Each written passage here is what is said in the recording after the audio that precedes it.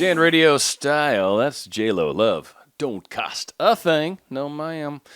All right, we got a good one here, I think. Hopefully this is going to help out. It was kind of a viewer-inspired, frankly, show today.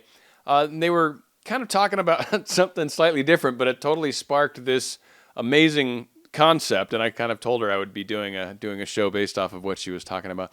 And what I take away, so this has to do with our feelings, right? And a lot of times there's this attempt to bottle them up. It's this attempt to not feel a certain way. Now, I hope I'm not generally saying that. I think I'm generally saying affirmations, have positive thoughts, not saying the other thing. But it did bring up that point, and I realized that there's kind of that concept of, oh my gosh, I've got to stifle this. Especially, I think, in men too, we're super guilty of it.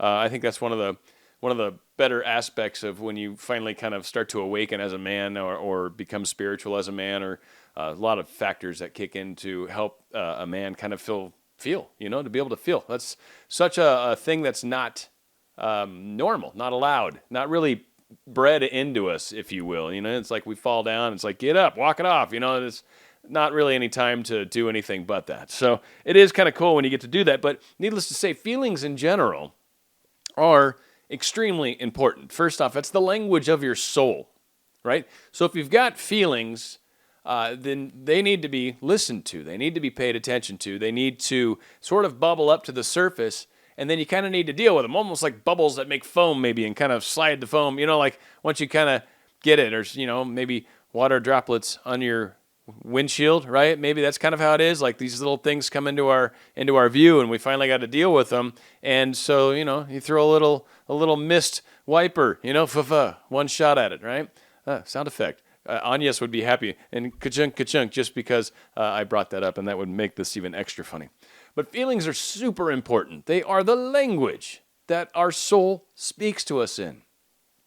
So always pay attention to them. And in fact, when you're having negative feelings, and I think sorrow might be, it's a feeling. It comes from an emotion, if you will. But if you're having negative emotions still, fear, even these kinds of things, I guess to a degree, even fear, the idea of embracing fear is not something that I recommend per se, but I think identifying the fear, and I'm trying to think if I can come up with a reason why embracing fear is a good, you should, embrace it. You shouldn't be scared of it. There you go. Yeah, there you go. Embrace the fear. So your feelings of all kinds really should be looked at, should be touched, massaged maybe, a little bit of that right around the neck. There's a little, kind of chill it out.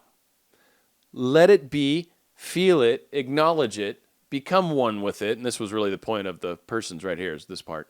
But really, yes, be a part of the feeling. My point is when you start to resist feelings, what begins to happen is you actually create, one, a blockage possibly, but two, generally more of that emotion.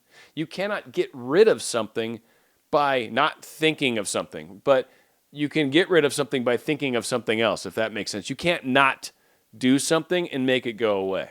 You can't push something away because it will push back. It becomes part of that. So it's either A, experience it and come to terms with it and come to grips. And that's why to a large extent I've talked about when there's something that scares you about this manifestation process. And in most people's case, that's not getting what you wanted. That's your fear. That's what we're scared of, is what if I'm wrong? Or what if this doesn't happen? That just petrifies people.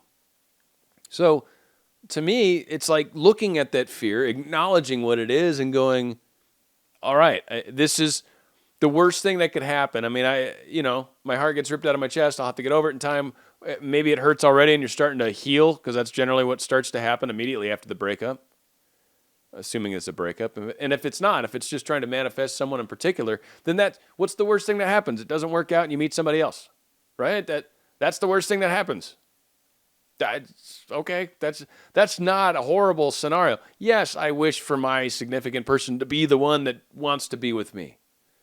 Absolutely. That would be the most wonderful thing. But on top of all that, of course, where I'm at in my life, I'm very happy, having a good time in my career, loving this YouTube stuff, like just having a blast in life right now, enjoying it. So, it's cool. I personally, I think it's the right time for a relationship to begin. But again, it's that whole acknowledging the feelings, acknowledging them. You don't want to spend forever focusing on it. And this goes back to like thinking of the past. Maybe that's where the revisioning works, right? A little bit of time spent on hurt. So now all of a sudden I understand. Goddard makes sense in this regard. So, yeah, I guess I'm a supporter of this now too. You want to get out there and kind of work on some things that maybe brought you these feelings. All right, I can live with that. I think acknowledging the fact that they're there, realizing what you did to create them or what happened, what lessons there are. And from that's where I kind of look at it and go, okay, well, sure as shoot, not doing that again. So, and there's been plenty of times in life where I've been given an opportunity to repeat a mistake and I saw it and I'm like, nah, I'm going to totally do this differently. And it is pretty cool.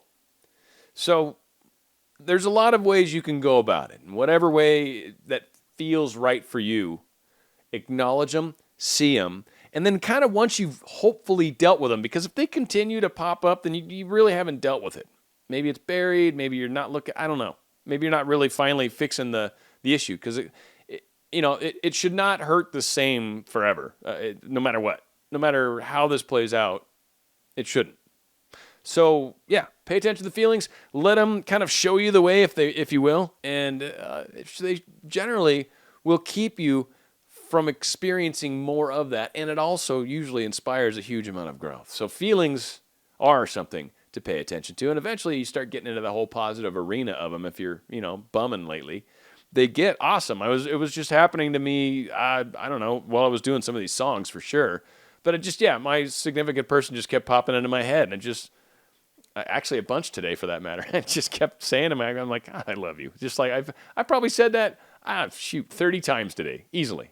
It's just like, there's a bunch of times where it's just, totally was feeling her. So again, sometimes you get to feel it on the good side too. So again, all these things. And then those feelings, boy, just swim in them. Swim in them, do jumping jacks in them, whatever you got to do. Those are good times. Good times indeed. So hopefully this all kind of makes sense. Going out with a very classic song. I want to say it's from the 50s or 60s, somewhere around there, probably 50s. It's a group called the Crystals. Then he kissed me.